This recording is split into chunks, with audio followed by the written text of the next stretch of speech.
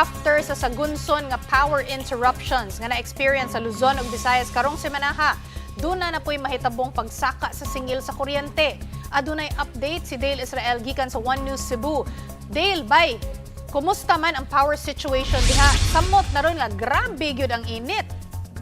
Maayong hapon, Chiki, gilauman nga mas daghan pang rotational brownout sa nagkalanlaing bahin sa Metro Cebu, human naapektuhan ang Visayas grid tungod sa mubo nga supply sa kuryente gikan sa daghang power plants sa temporaryong mihunong sa operasyon. Tungod niini, nagdeklara og red ug yellow alerts sa Visayas grid labi na matag weekdays ug peak hours diin taas ang konsumo sa kuryente. Sukad paniaging Huwebes, Chiki, nagpatuman na og load dropping o rotational brownout ang Visayan Electric Company o VECO aron mapadayon ang stabilidad sa power grid taliwala sa kakulang sa supply sa kuryente. Sumala sa VECO, usa ka oras lang ang itagal sa mga brownout sa mga apektadong lugar sa Cebu City ug ubang bahin sa Metro Cebu. Niaging Huwebes ug Biyernes gabi, pipila ka mga barangay sa Cebu City ngit-ngit tungod sa brownout apil na ang Apas, Kamputhaw, Kapitol, Lahog, Barrio Luz, Talamban, Basak, Buhisan, Pardo ug Bulacau.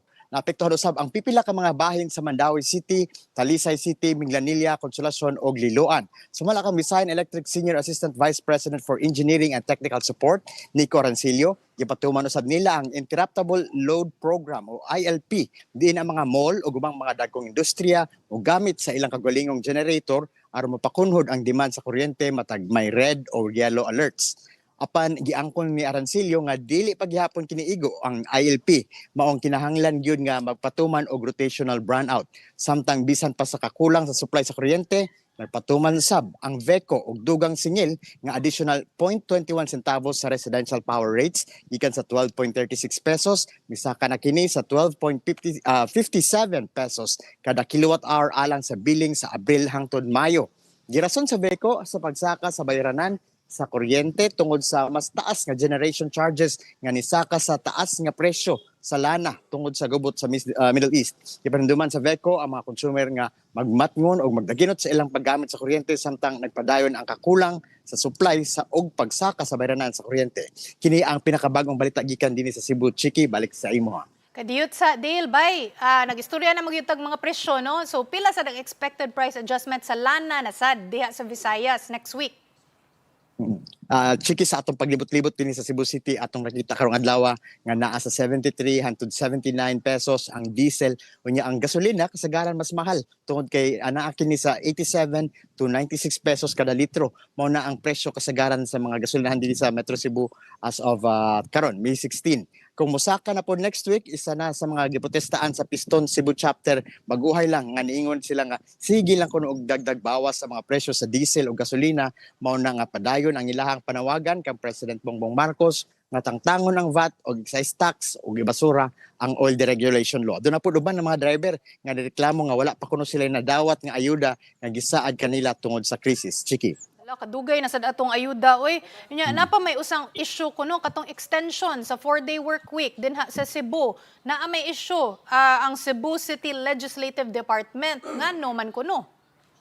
Na Chiki, ang ipadayon ko sa Legislative Department sa Cebu City ang ilang compressed 4-day work week human pagawas og direktiba si Vice Mayor Tomas Osmeña bisan pa sa desisyon ni Mayor Nestor Archival nga ibalik na sa regular nga 5 ka adlaw ang trabaho sa mga opisina sa Cebu City Hall. Ilawom sa memorandum nga gipagawas ni atong May 4, gimando ni Osmeña ang tanang empleyado sa Legislative Department nga ipadayon ang implementasyon sa compressed 4-day work week. Sumala sa Vice Mayor gikinahanglan kuno ang pagpalawig sa mga scheme tungod sa mga hagit sa ekonomiya o pagsaka sa presyo sa lana. Matud pa ni Osmeña nga nakatabang ang 4 ka adlaw nga trabaho nga sa pagpakunhod sa konsumo sa kuryente o gasto sa plitihan sa mga empleyado. Maninduman nga sa naaging April 6 una naging gipatuman sa Cebu City Government ilawom sa pulisya nga mosulod ang mga empleyado gikan Lunes hangtod Huwebes lang alas 8 sa buntag hangtod alas 6:30 sa gabi aron makompleto ang gikinahanglan nga 40 ka oras sa trabaho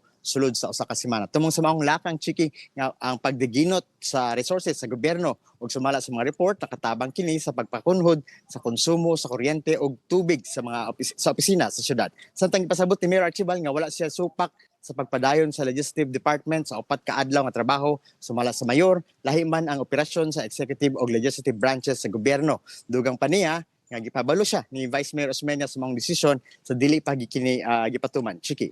Daghan king salamat nimo bay ha. Happy weekend. Dale Israel gikan sa One News Cebu.